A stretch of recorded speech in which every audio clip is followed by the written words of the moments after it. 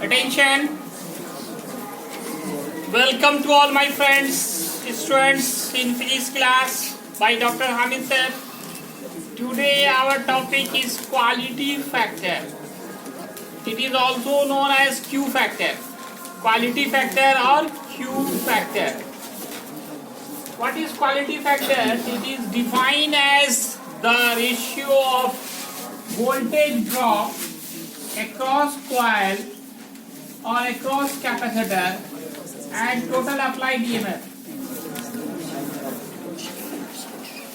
ये जो दोनों रेशियो होता है उसी को क्वालिटी फैक्टर कहते हैं। ये रेशियो होगा हमेशा the ratio of voltage drop पे लिखा था, आप लिख सकते हैं potential difference.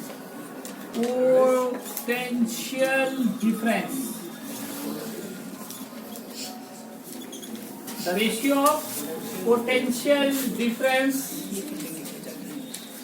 across coil or capacitor and total applied EMF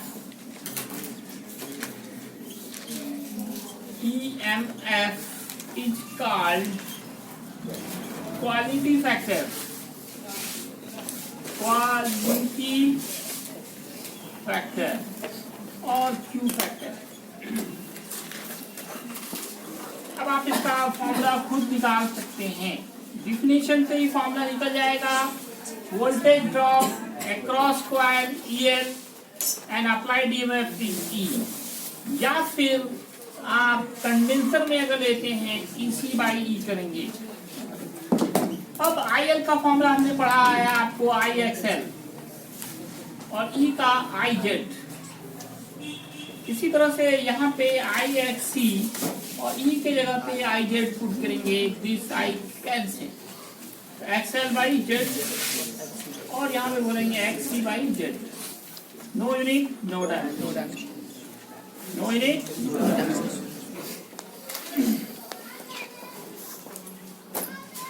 ये था हमारा क्वालिटी फैक्टर। अब इसी में resonance circuit.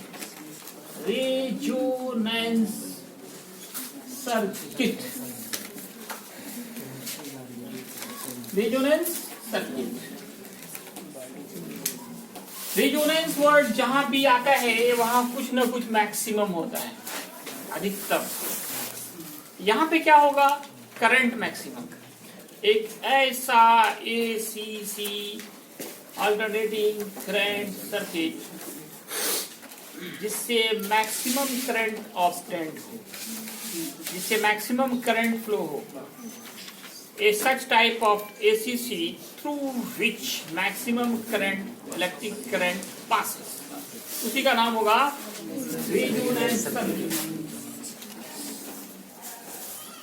A such of ACC alternating current circuit through which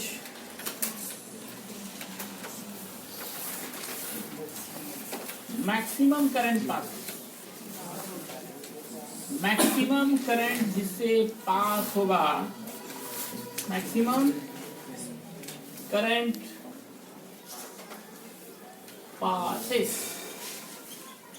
उसी का नाम होगा इज कॉल्ड रेजोनेंस सर्किट।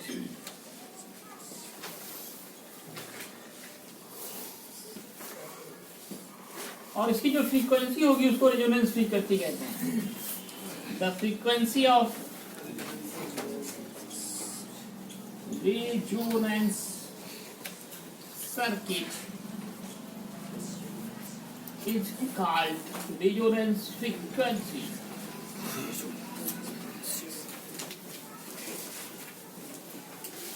आपने LCR सर्किट पढ़ा, करंट का फॉर्मूला क्या आया था? LCR circuit E0 sin omega t root under R square plus XL minus XC का होल स्क्वायर।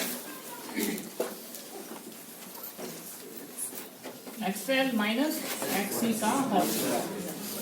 अब हम लोग चाह रहे हैं कि करंट मैक्सिमम हो। क्या मैक्सिमम हो?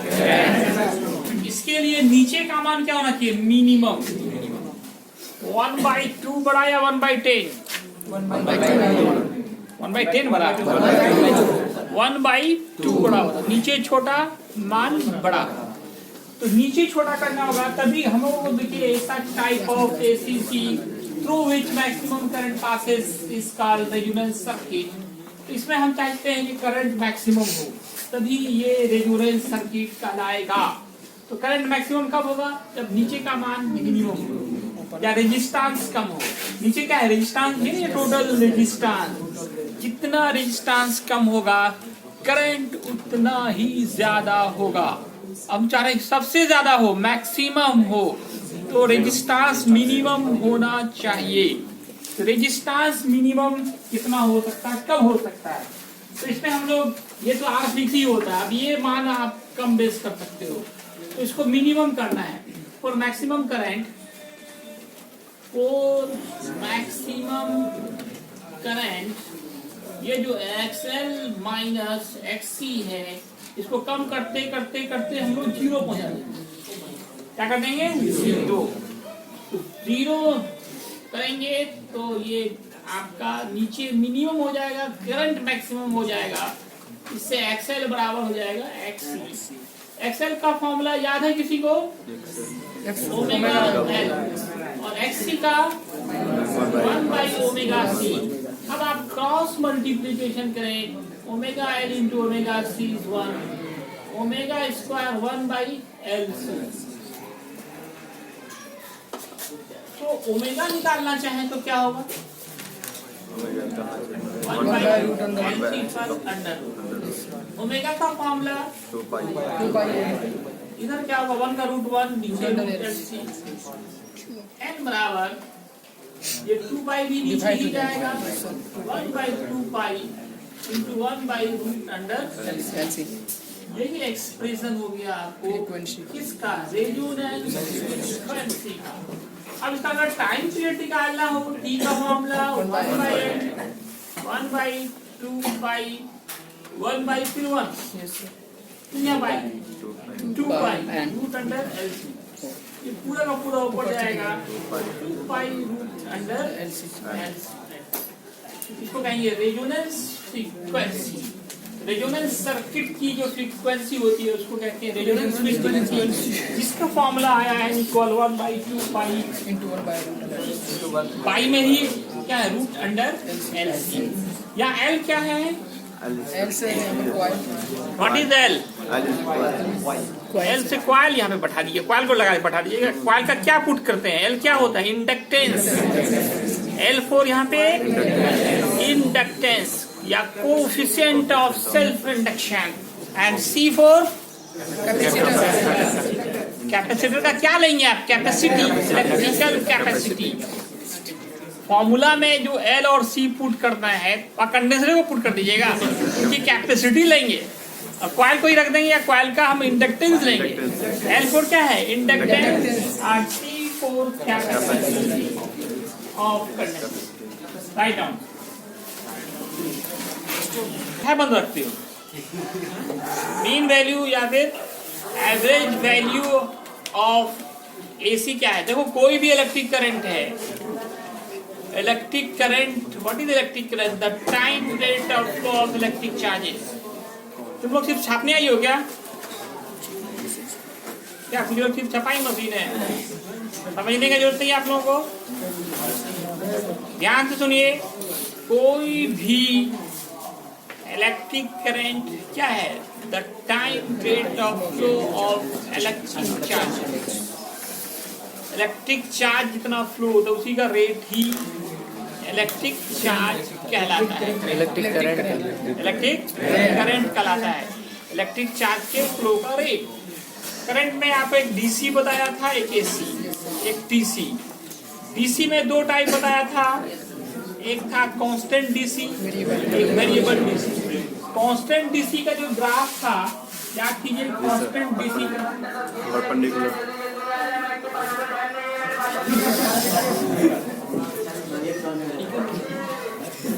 ये किसका ग्राफ था? कांस्टेंट डीसी ये परमानेंट डीसी। और ये था एसी का। Yes sir. सर वेरिएबल नीचे ये ग्राफ किसका था? अब देखिए यहाँ से शुरू हुआ, 0 ये पूरा घूमता हुआ गया, यहाँ पहुंच गया। ये इतने में जो टाइम लगेगा that is called time period. एक पूरा रोटेशन में जो टाइम लगेगा that is called time period. इनका ये हाफ है, half of time period T/2। Constant DC का मान और डायरेक्शन दोनों फिक्स होता है और इसका दोनों बदल रहा है। एक का कुछ भी नहीं बदल रहा है और एक का सब कुछ बदल रहा है ना। एक आदमी जो अपनी बात पे अडिग रहा है और एक जो बात हमेशा बदलते रहता है। तो लोग तुलना देते हैं, तो फला आदमी कितना अच्छा है, जो बोलता है वही करता है ना। एक बार बोला फी जमा कर दिया, हमें कल देंगे परसों दे, डेली बात बदल रहा है, उसको उदाहरण दिया जाता है ना। इसी तरह से यहाँ हम लोग एसी का उदाहरण देते हैं कांस्टेंट डीसी से। एसी का कंपैरिजन करते हैं कांस्टेंट डीसी से। कहते हैं कांस्टेंट डीसी का वह वैल्यू जो एसी के बराबर का चार्ज फ्लो करता हो इन T/2 टाइम। कांस्टेंट डीसी का वह वैल्यू जो एसी के बराबर का चार्ज फ्लो करता हो कितने देर में? उसी को हम लोग कहते हैं एवरेज वैल्यू या मीन वैल्यू ऑफ एसी। बात में आई, अभी याद हो जाना चाहिए, दिमाग लगाओगे भी याद होगा। कांस्टेंट डीसी का वह वैल्यू एसी के बराबर का चार्ज फ्लो करता हो कितने देर में? इन T/2। डिफाइन करते हैं, अब शांति बनाइए आप लोग। The value of constant DC बोला तो direct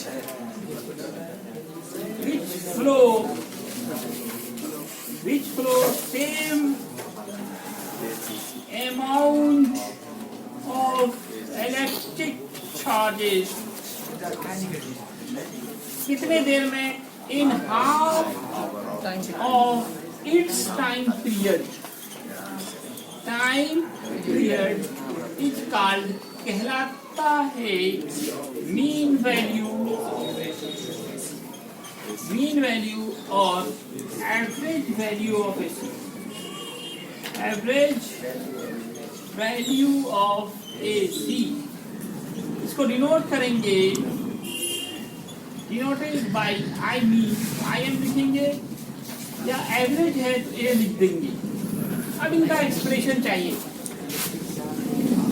expression of mean value of AC. इसके लिए हम लोग मान के चलेंगे कि let I equal I naught sine omega T AC passes through a circuit, passes through a circuit, then charges flow in dt time. पहले स्मॉल टाइम की बात करेंगे, dt टाइम, इसको हम लोग dq मानेंगे। फॉर्मूला लिखेंगे I इंटू dt, I का मान I नॉट इंटू dt। अब लिखेंगे total charges flow in T/2 time. T/2 time में टोटल कितना चार्ज फ्लो होगा?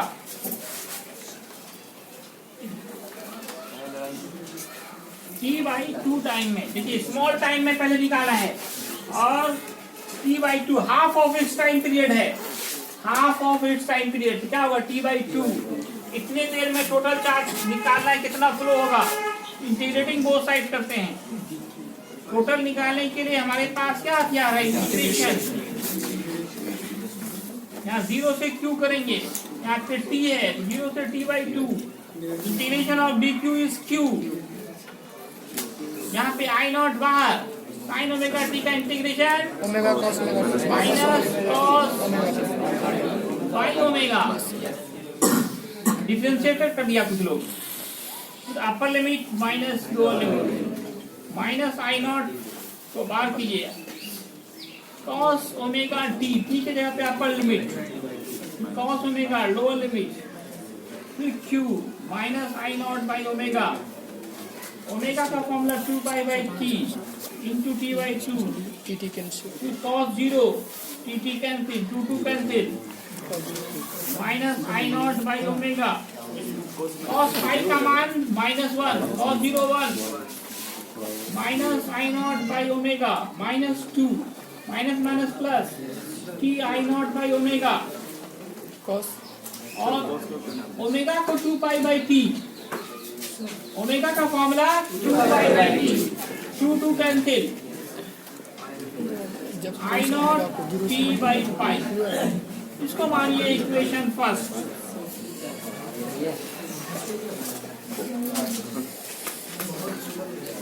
अब आप लिखे charges flow by now, charges flow by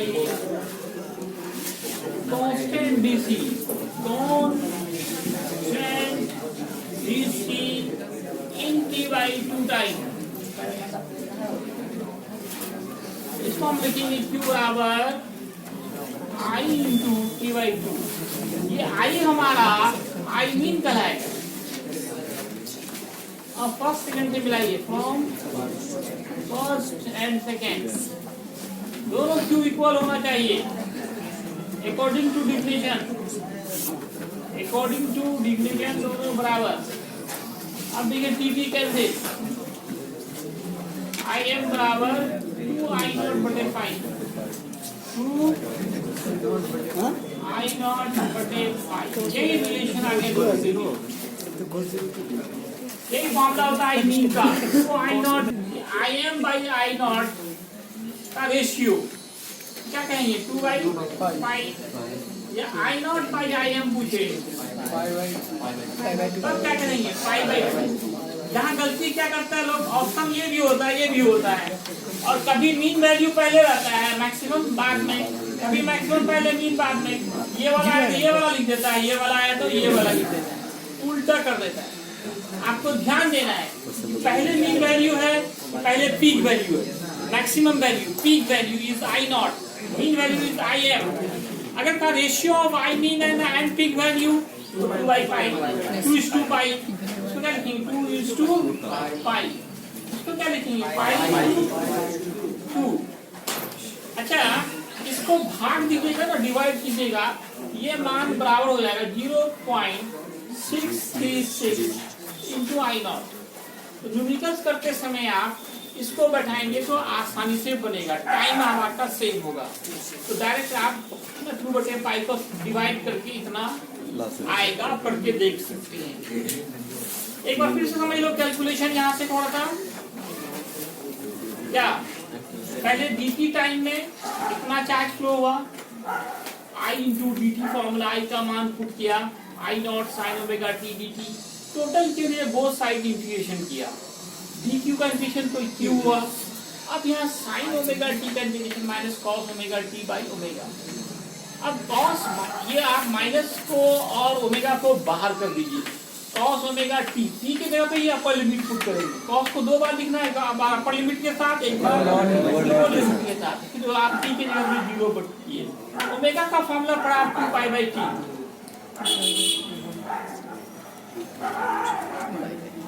2 pi by T cancel, अब बचा क्या cos pi that is cos 180 -1 cos 0 1 -1 1 क्या हो गया -2, ये माइनस माइनस प्लस, फिर ओमेगा का फॉर्मूला वही 2 पाई बाई टी, फिर टी ऊपर ना चार्ज को फ्लो किया एसी में कितने देर में t बाई 2 टाइम। अब इतना ही चार्ज अगर कोई परमानेंट डीसी फ्लो करता हो इन t बाई 2 टाइम में, वही मीन वैल्यू कहलाएगा। यहाँ q बराबर होगा मीन वैल्यू को im लिखते हैं, टाइम वही है t बाई 2, दोनों को इक्वेट कीजिए और और टी टी कैंसिल हो जाएगा, तो आई मीन का फॉर्म 2 को इधर लाइए 2I0 बटे 5। तो ज्यादा कुछ है नहीं, अगर ये लॉन्ग क्वेश्चन आता तो एक आसान आपका क्वेश्चन, एक दो बार प्रैक्टिस किए, तो सिंपल सा इंटीग्रेशन हुआ है, ठीक है ना। आप आरएमएस वैल्यू पढ़ के आएंगे आप, और आपको पता है ना, आपको शाम में जो है इलेक्ट्रिक चार्ज का जो पहला चैप्टर है उसका आपको टेस्ट भी देना है पढ़ाई के बाद।